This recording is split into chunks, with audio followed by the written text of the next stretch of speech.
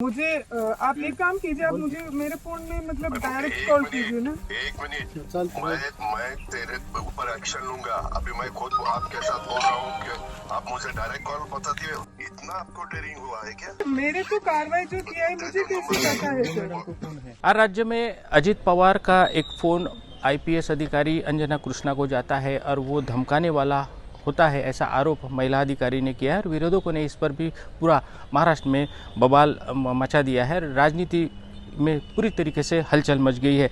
इस संदर्भ में अधिक जानकारी के लिए हमारे साथ है एनसीपी के प्रवक्ता और विधायक अमोल मिटकरी सर मुझे बोलिए कि जिस टोन में बात किया था, जो विरोधक बोल रहे हैं अजित दादा का दबाव डालने का काम कर रहे थे या महिला पर? कोई दबाव डालने का काम नहीं कर रहे थे। महिला फर्जी है क्या, वो एक बार उसकी जांच होनी चाहिए।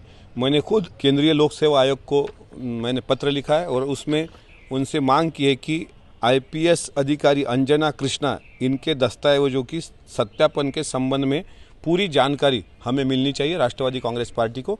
जिस तरीके से पूजा खेड़कर का एक मसला हमारे महाराष्ट्र में हुआ था, उसी धरती पर ये अंजना कृष्णा नाम की जो मैडम है, जिन्होंने उस दिन गैर कानूनी लोग वहाँ पे इकट्ठा किए, जहाँ किसानों का मसला आता है, वहाँ खुद डिप्टी सीएम अजित दादा या फिर शिंदे साहब हो, ये लोग अधिकारियों से बात करते हैं। क्योंकि आपको पता होगा अजित दादा का काम करने का तरीका अलग टाइप का है। अगर कोई आम किसान भी उनके पास गए तो वो फेस टाइम पे या फिर खुद के मोबाइल से कांटेक्ट करते हैं। आप पूरे वीडियो में देखिए, दादा ने उस मैडम को उनका नंबर भी उनका नंबर भी मांगा कि आपसे मैं थोड़ी देर के बाद बात करता हूँ। लेकिन जिस तरीके से उस मैडम के पूरे बॉडीगार्ड लोगों ने वो फ़ोटो खींचा, किसानों के सर पे बंदूक रखी गई, ये कहाँ का न्याय है? और ऐसे आईपीएस अधिकारी जब महाराष्ट्र में आते हैं और महाराष्ट्र में आने के बाद उनको पता नहीं होना चाहिए महाराष्ट्र के सीएम कौन है, डिप्टी सीएम कौन है। इसलिए मैं खुद मांग कर रहा हूँ यूपीएससी यानी केंद्रीय लोक सेवा आयोग से कि अंजना कृष्णा इस मैडम की पूरी तरीके से जांच हो। जिस तरीके की मगरूरी की भाषा उस मैडम ने की थी, अजित दादा का बोलने का तरीका हमेशा से वही है, उस टाइप का है। हम खुला समर्थन करते हैं कि अधिकारियों से इसी तरह बात करनी चाहिए, चाहे अधिकारी मेल हो या फीमेल हो। उसमें कहाँ का जात धर्म और लिंग भेद आ रहा? आपको ये लग रहा है कि महिला अधिकारियों को बोले, और महिला अधिकारी जिस तरीके से ये करते हैं, यानी उनका अपमान करते हैं, वो उनका मिसबिहेवियर नहीं है डिप्टी सीएम साहब के साथ? अपमान क्या हुआ है अजित दादा? वो उन्होंने बोला कि आप कौन है, मैं पहचानती नहीं।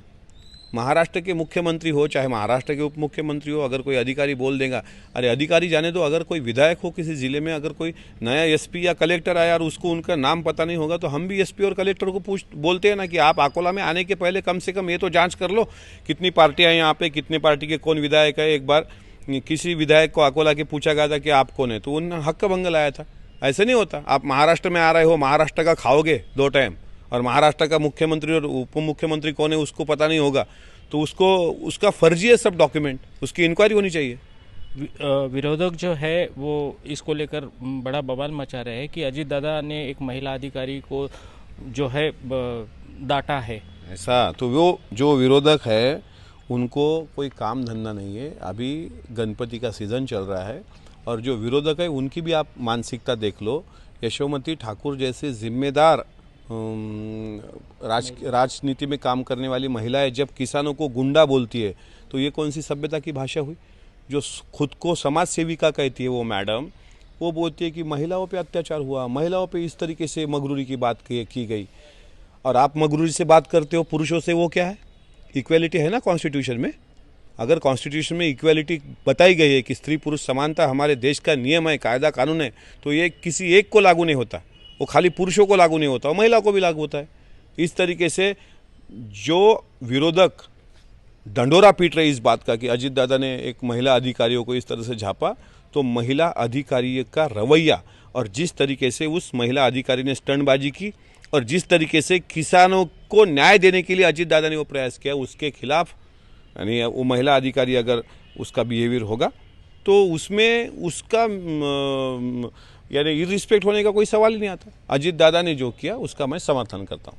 तो जिस तरीके से इन्होंने 2 टूक जवाब दिया है कि अजित दादा जिस तरीके से बात किया है, उनका वो भाषा की उनकी शैली वैसी है, उनका टोन ही वैसा है, लेकिन जिस अधिकारी को मगरूरी चढ़ी है जिस महिला अधिकारी को राज्य के मुख्यमंत्री उप मुख्यमंत्री पता नहीं है, ऐसे पे तो इसी तरीके से बात करनी चाहिए। और जो विपक्ष के लोग जो ताना कस रहे हैं महिला अधिकारी के साथ ऐसे टोन में बात करना, उन्हें भी उन्होंने कड़ा जवाब दिया है।